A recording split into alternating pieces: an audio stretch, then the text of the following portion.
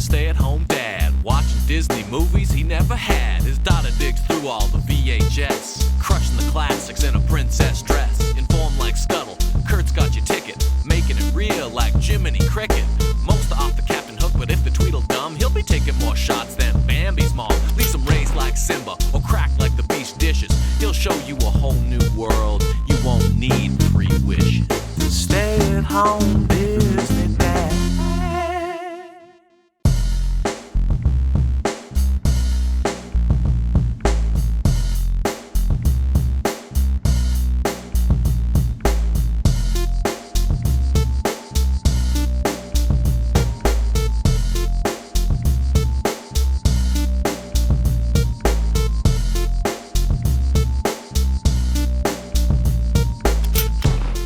When I look at the VHS case for this one, I'm not even gonna lie, I'm so excited. 1997 was the peak of existence as a planet. So take me back to that year and let's see what amazing pop culture references we can cram into this VHS tape. Ad for Little Mermaid, ad for Flubber. 2 Disney movies, complete opposite ends of the Disney quality spectrum.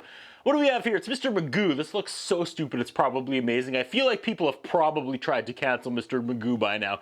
Now they're opening up the vault and they're letting out Melody Time. Opening the vault is epic. What a time to be alive. You can't get this stuff until they tell you to. Almost like these movies mattered more when Disney were the gatekeepers. When you couldn't just get more movies than you could ever watch for $10 a month. We lost our way. Anyway, feature presentation, scrolling blue logo with cats singing the melody. Suddenly we get a cityscape at night and someone is rapping, "That darn cat," followed by jazz rock. I swear this is Real Big Fish. It sounds just like them. Plus, it's 1997, so probably a safe guess. We meet an unlikable old couple. The man says to his wife, "Why can't your plastic surgeon lift our stock markets?" Wife is working out and obsessed with her appearance. They wake up the maid and she's a horrible person too. Then men in black trench coats and hats appear outside the window. They're like wearing like Phantom of the Opera masks. They're lurking outside, they break in, they kidnap the maid, her apron rips as they drag her outside. My daughter has questions I don't want to answer, but okay, it's a 90s high school class, thanks. Christina Ricci is giving a speech at the front of the class. It's a report on town pride. She doesn't have any. We get a weird elevator shot of this little girl, and then she mentions a hoedown. The jock says, "Hoedown? That sounds like gardening," and I'm gonna bet that wasn't the original punchline to that joke, was it, Disney? Nope. Wednesday, Adams likes her cat, and her mom is a helicopter parent and picks her up from school. The girl's name is Patty, and Patty hates living in this town and wants to move to Boston, and she's like Disney goth. They pass an outdoor fish market. The cat named DC jumps out of the car. Then the mom crashes the car. "That darn cat!" The guy from Cheers, a show I've never seen an entire episode of, is a mechanic, and he's arguing with a car shop mechanic across the street. It's like dueling mechanics. Not sure why this is happening, but it's pretty funny. Back at the rich house, the guy's wife is mortified that the kidnappers thought the maid was her.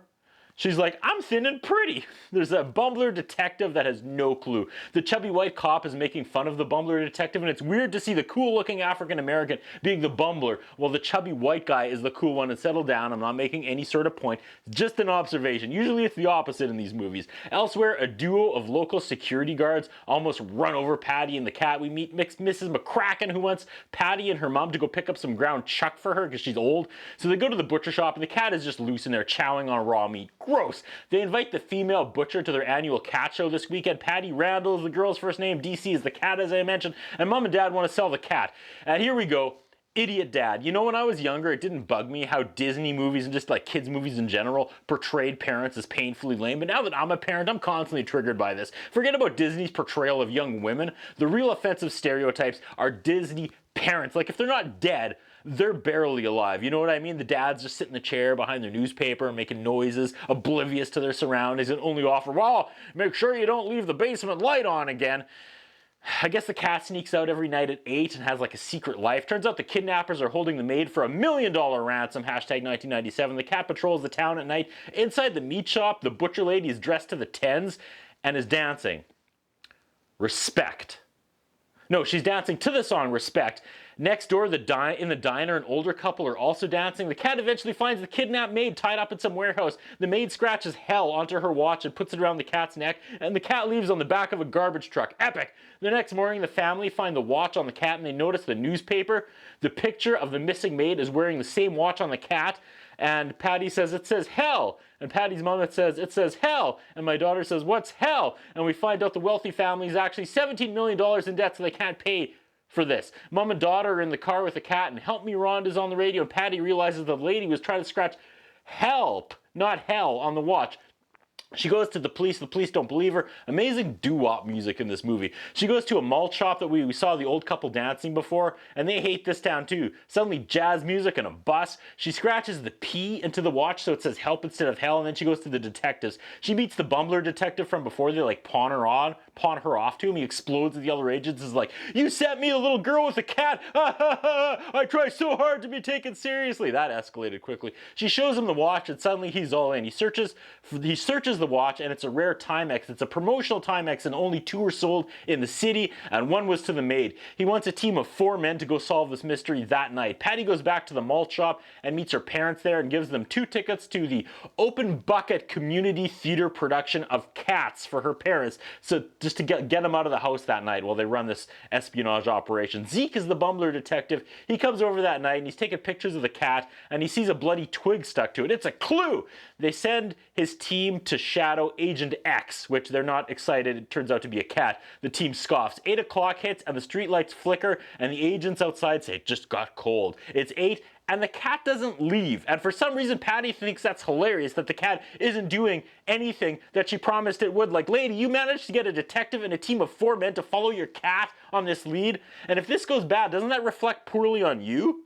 I don't know. Okay, the dancing girl from the butcher shop leaves a package on the steps of one of the security guards' houses or their business and runs away. The security guard checks it out into a small package of meat. The other undercover cops radio Zeke and say they just watched, quote, someone deliver meat to a couple of dudes. And he says, hey, there's a kid listening, which, if you're keeping track, is a gay sex joke in the middle of that darn cat. The dad is walking home smoking a cigar, and he sees DC as cat, so he picks up the cat, and the agents jump him. The cat runs away, so they follow the cat to the back door of a house. While they're on the radio with Zeke, the other 4 are like, we're busting in on 3. Tense moment. This is good. 1, 2, 3, and they kick down the door, and it's the back door of the Randall family's house. The cat just came home. This is pretty funny because they kick down the back door, and Zeke and Patty are sitting there on the radio talking to him. That was well done.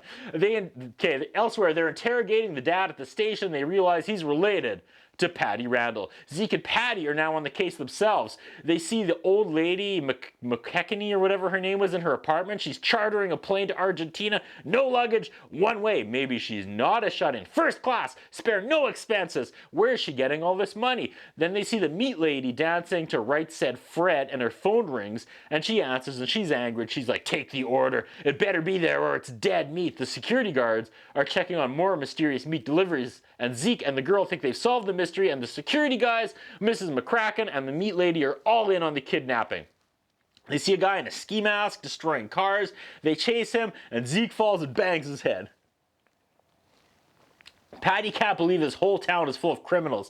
They keep following the cat. Officers corner Zeke and Patty suddenly that have nothing to do with them. They're busted. They don't care he's a detective agent. They end up in a holding cell. Zeke's boss is like, I thought I took you off the case. And I must have missed that when I was taking notes. But he's off the case, and now he's busted. Patty's parents come and tell the cops, I can't believe you listened to a 16-year-old girl. They're like, well, she had a watch that said help. And her mom was like, no, it said hell. And back home, the mom says Patty can't go out with her friends or get dessert or go to the movies, and Dad says she doesn't do those things anyways. Ow! Come on, Dad. I wanted better parents at Disney movies, but not like this. She's grounded while her parents go to the cat show that weekend. Now, Patty is running away. She buys a one-way ticket to New York. I thought she wanted to go to Chicago. Win big, mama's fallen angel. She gets to the station and the meat lady is there as well. Patty's like, you're leaving too? You're not in trouble, are you? She's like, no, I'm just in love with someone who doesn't love me back. She's secretly been in love with one of the security guys named Melvin for years. They agree to both stay in town and figure it all out. Meat lady goes and professes her love to the security guard, who is such a bumbler. He has one foot stuck in a garbage can as they make out. All right. Patty follows DC inside an old house, and she sees the maid tied to a chair. She calls Zeke on the payphone, and he's like, hell no, little girl, I ain't listening to you, and slams the phone down. So Patty breaks into the house and starts untying the maid when a shadowy figure approaches from behind. She turns around and says, "Oh God, it's you!" And they cut scene. That was pretty well done. They don't usually do stuff like that in Disney. At the cat show, Mom calls home and gets an answering machine updated by Patty saying she's skipping town. She calls Zeke and she's like, "Is Patty with you?" And he's like, "Nope, not with me." Zeke has his moment of self-reflection and then he risks being fired for good and he runs out and he's back on the case. It's not the butcher, it's not McCracken, it's not the security guards. He asks a garbage man if he's seen a cat. And the garbage man goes, "In my lifetime?" That's really funny. In the garbage, he finds cherry stems. That's what the bloody stick was after all. A cherry stem. He's so close. Zeke follows the trail to the house. He busts in. Patty and the maid are tied up. And the kidnappers are the old malt shop couple that were dancing. Okay, that darn cat! Respect, I didn't see that coming. That was a good swerve. I did not see that coming. They have a shotgun and they drag the maid into the car. And now there's a high-speed chase. The mall chop crazies and the kidnapped maid in one nice new like 1997 sports car, and Zeke and the girl in an old beat-up truck. They bump a hearse, a casket falls out and opens up, and someone at the funeral goes, "That's not him." What? All through this movie, there's been a junkyard dog named Smokey who's like a psychopath and can only be calmed down by Motown music. I'm only bringing that up now in case he's important to the ending, because Smokey just got loose. Now he runs rampant through the cat show. This is a pretty intense and expensive car chase for a kid's movie. The cats run out of the cat show and DC hops out of the truck to join the running pack. Patty looks into the camera and yells, "That darn cat!"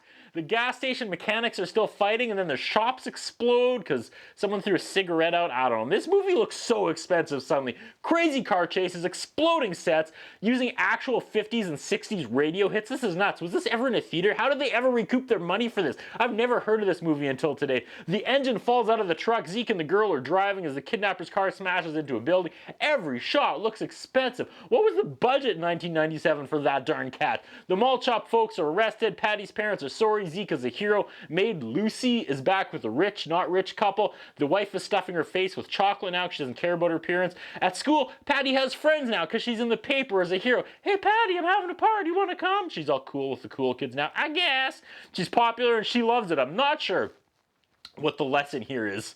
The cat retired and made a bunch of friends as well, and that's it. Roll credits on that darn cat. Based on the novel Undercover Cat by the Gordons. I don't know anyone in this movie except for Christina Ricci and John Ratzenberger, which was this Cheers guy. DC was played. No, Elvis the Cat was DC. That's what I think about.